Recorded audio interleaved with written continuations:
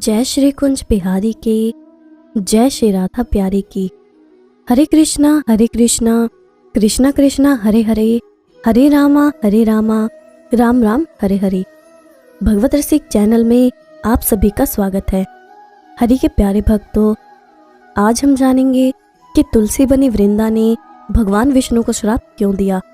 मगर उससे पहले अगर आपने अभी तक इस चैनल को सब्सक्राइब नहीं किया है तो जल्दी से इस चैनल को सब्सक्राइब करें ताकि नई वीडियो अपलोड होते ही आपके पास उसकी नोटिफिकेशन आ जाए और आप सबसे पहले उस वीडियो को देख सको। तो चलिए जानते हैं कि वृंदा ने भगवान विष्णु को श्राप क्यों दिया। तुलसी का पौधा, जिसे आप सब जानते ही होंगे, वो पूर्व जन्म में एक लड़की थी जिसका नाम वृंदा था। राक्षस कुल में जन्मी ये बच्ची बचपन से ही भगवान विष्णु की भक्त थी। जब वो बड़ी हुई तो उनका विवाह राक्षस कुल में ही दानवराज जलंधर से संपन्न हुआ। राक्षस जलंधर समुद्र से उत्पन्न हुआ था। वो बहुत ही शक्तिशाली था, उसे हरा पाना किसी के लिए भी संभव नहीं था। हालांकि उसकी शक्ति का कारण वो स्वयं नहीं था, बल्कि उसकी पत्नी वृंदा का पतिव्रता होना था। उसके ही प्रभाव से जलंधर को कोई भी परास्त नहीं कर सकता था। वृंदा बड़ी ही पतिव्रता स्त्री थी, सदा अपने पति की सेवा किया करती थी। धीरे धीरे उसके उपद्रवों से देवतागण परेशान होने लगे। एक बार देवताओं और दानवों में युद्ध हुआ। जब जलंधर युद्ध पर जाने लगे तो वृंदा ने कहा, स्वामी आप युद्ध पर जा रहे हैं, आप जब तक युद्ध में रहेंगे मैं पूजा में बैठकर आपकी जीत के लिए अनुष्ठान करूंगी। जब तक आप नहीं लौट आते मैं अपना संकल्प नहीं छोड़ूंगी। जलंधर तो युद्ध में चला गया और वृंदा व्रत का संकल्प लेकर पूजा में बैठ गई। उसके व्रत के प्रभाव से देवता भी जलंधर को ना हरा सके। सारे देवता जब हारने लगे तो विष्णु जी के पास पहुंचे और सभी ने भगवान से प्रार्थना की। भगवान बोले, वृंदा मेरी परम भक्त है, मैं उससे छल नहीं कर सकता। इस पर देवता बोले कि भगवान दूसरा कोई उपाय हो तो बताएं, लेकिन हमारी मदद जरूर करें। तब इसका समाधान निकाला गया कि यदि वृंदा के सतीत्व को नष्ट कर दिया जाए तो जलंधर की मृत्यु हो जाएगी। इस पर भगवान विष्णु ने जलंधर का रूप धरा और वृंदा के महल में पहुंच गए। वृंदा ने जैसे ही अपने पति को देखा तो तुरंत पूजा में से उठ गई और उनके चरणों को छू लिया। तब श्री विष्णु ने छल से वृंदा का स्पर्श किया। इधर वृंदा का संकल्प टूटा, उधर युद्ध में देवताओं ने जलंधर को मार दिया और उसका सिर काटकर अलग कर दिया। जब वृंदा का सतीत्व भंग हुआ था तो उसी समय जलंधर का सिर उसके आंगन में आ गिर पड़ा। वृंदा अवाक रह गई। उसी क्षण उन्होंने ये जानने का प्रयास किया कि जो उनके साथ था वो कौन था। सामने देखा तो साक्षात श्री हरि विष्णु खड़े थे। वृंदा ने कुपित होकर भगवान को श्राप दे दिया कि वे पत्थर के हो जाएंगे। इसके चलते भगवान तुरंत पत्थर के हो गए। उन्होंने कहा कि जिस तरह आपने छल किया और मुझे पति वियोग का कष्ट दिया, ठीक उसी प्रकार आपकी भी पत्नी का छल पूर्वक हरण होगा। आपको भी पत्नी विरह का दुख सहना पड़ेगा। कहा जाता है कि वृंदा के इसी श्राप के चलते श्री विष्णु ने अयोध्या में दशरथ पुत्र श्री राम के रूप में जन्म लिया और बाद में उन्हें सीता वियोग का कष्ट सहना पड़ा। जिस स्थान पर वृंदा सती हुई उसी जगह पर तुलसी का पौधा उत्पन्न हुआ। क्योंकि उसी स्थान पर वृंदा सती हुई थी तो इसलिए तुलसी का एक नाम वृंदा भी है। कहते हैं कि जब वृंदा ने विष्णु भगवान को श्राप दिया तो उसी समय उन्होंने भी वृंदा से कहा कि वो उनके सतीत्व का आदर करते हैं, लेकिन वो तुलसी के रूप में सदा सर्वदा उनके साथ रहेंगे। इतना ही नहीं, उन्होंने कहा कि किसी भी शुभ कार्य में बिना तुलसी जी के भोग के पहले कुछ भी स्वीकार नहीं करूंगा। तभी से ही तुलसी जी की पूजा होने लगी। इसके साथ ही भगवान विष्णु ने कहा कि जो मनुष्य कार्तिक एकादशी के दिन तुम्हारे साथ मेरा विवाह करेगा उसकी हर मनोकामना पूरी होगी। इसके बाद से ही शुभ तिथि पर शालिग्राम और तुलसी के विवाह की परंपरा शुरू हुई। यही नहीं, श्री हरि की पूजा में भी तुलसी का विशेष स्थान है। बिना तुलसी दल के विष्णु जी की पूजा भी पूर्ण नहीं होती। तुलसी विवाह के संबंध में कई कथाएं प्रचलित हैं। इन्हीं में से एक कथा ननन भाभी की भी है। कथा के अनुसार ननन सच्चे मन से तुलसी माँ की विशेष पूजा करती है, लेकिन उसकी भाभी को ये सब पसंद नहीं था। वो अक्सर ही गुस्से में उसे कोसती और कहती कि दहेज में भी वो तुलसी ही देगी। यही नहीं, वो कहती कि वो बारातियों को खाने में भी तुलसी ही परोसेगी। फिर ननंद के विवाह की भी घड़ी आई। भाभी ने बारातियों के सामने तुलसी का गमला तोड़ दिया। ईश्वर की कृपा से वो लजीज व्यंजन में बदल गया। भाभी को ये रास नहीं आया तो उन्होंने ननंद को गहनों की जगह तुलसी की मंजीर पहना दी। क्षण भर में वो सोने के आभूषण में बदल गए। इसके बाद भाभी ने वस्त्रों की जगह जनेऊ रख दिया।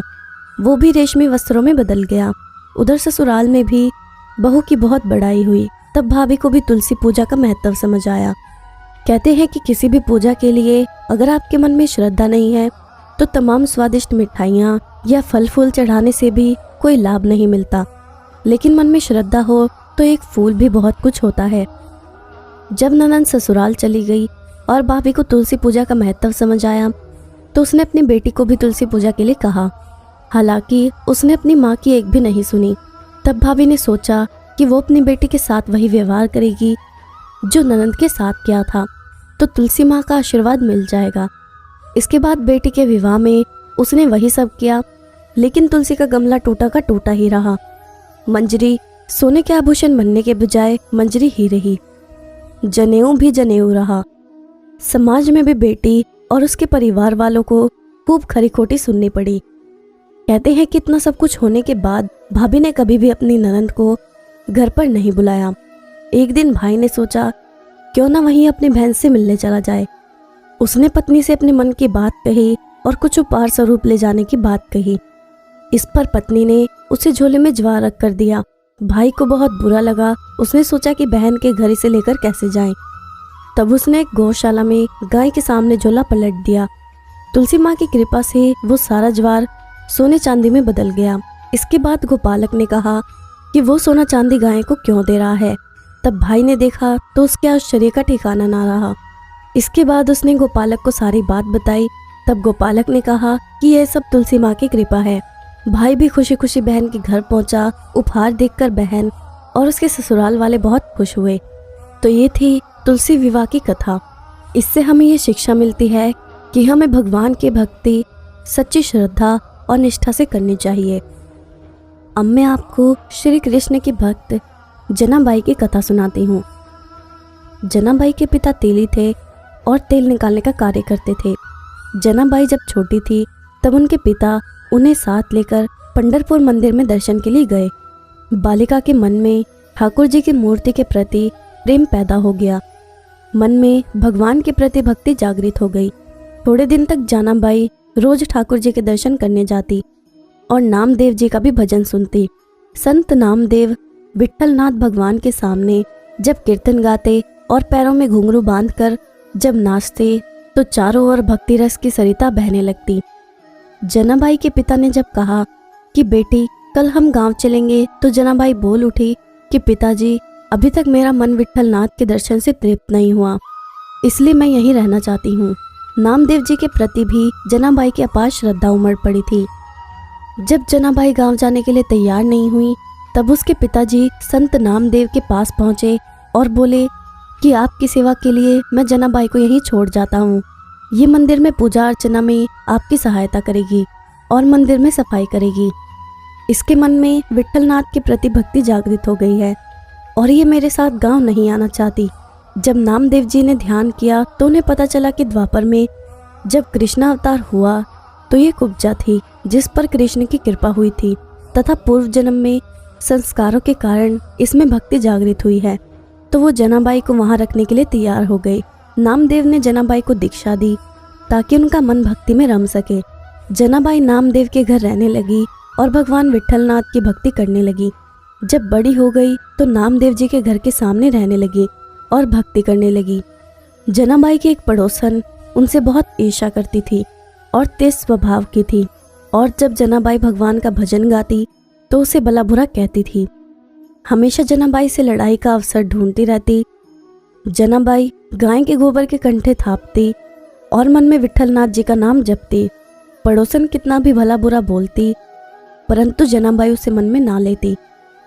एक बार पड़ोसन ने सोचा कितनी गालियां देने पर भी ये नहीं बोलती है, तो उसने जनाबाई को परेशान करने के लिए उसके सारे कंडे चुरा लिए और कंडों को अपने घर ले जा रही थी तो जनाबाई ने उसे पकड़ लिया और कहा कि मेरे कंडे चोरी करके कहाँ ले जा रही है। तब पड़ोसन उनके कंडों को अपना बताने लगी। नोक-झोंक में भीड़ इकट्ठी हो गई। तब सैनिक दोनों को कंडों के साथ राजा के सामने ले गए। राजा के सामने भी पड़ोसन कंडों को अपना बताने लगी और जनाबाई को झूठा कहने लगी। एक बार तो राजा ने सोचा कि जनाबाई को उतने ही कंडे दे देते हैं, परंतु ये न्याय नहीं होता और कंडों को देखने पर तो सभी समान लगते हैं, न्याय कैसे करें। जब राजा ने जनाबाई से कहा कि इनमें से तुम्हारे कंडे कौन से हैं और पड़ोसन के कौन से, ये कैसे पता चलेगा कि कौन सत्य बोल रहा है और कौन असत्य है। कोई निशानी बताओ ताकि पता लगे कि तुम्हारे कंडे कौन से हैं। जब जनाबाई ने कहा कि मेरे कंडों को थापने के वक्त में भगवान विठलनाथ का नाम लेती हूँ, इसलिए मेरे जप के वाइब्रेशन कंडों में होंगे। आप अपने दाहिने कान के पास कंडों को रख के मन शांत करके सुने तो विठलनाथ का नाम कंडों में सुनाई देगा। राजा ने जब कंडों को अपने दाहिने कान के पास रखा तो उसे कंडों से भगवान का नाम सुनाई पड़ा। जिन कंडों में भगवान का नाम सुनाई पड़ा उन कंडों को अलग कर जनाबाई को सौंप दिया और पड़ोसन के कंडे अलग कर दिए और पड़ोसन को सजा दी। और राजा ने संत जनाबाई की भक्ति को पहचाना। पूरी सभा में भगवान की जय जयकार गूंज उठी। भक्ति के चमत्कार को देख राजा जनाबाई के चरणों में गिर पड़ा। तो ये थी जनाबाई की कथा, जिसने अपनी भक्ति से राजा को भी अपना शिष्य बना लिया। अब मैं आपसे विदा लेती हूँ। अगर आपको ये वीडियो अच्छी लगी हो या आपको इससे कुछ सीखने को मिला हो तो इस वीडियो को लाइक ज़रूर करना और जितना हो सके उतना शेयर करना ताकि अन्य भक्तों तक भी ये वीडियो पहुँच सके। जय श्री कुंज बिहारी की, जय श्री राधा प्यारी की। हरे कृष्णा कृष्णा कृष्णा हरे हरे, हरे रामा राम राम हरे हरे।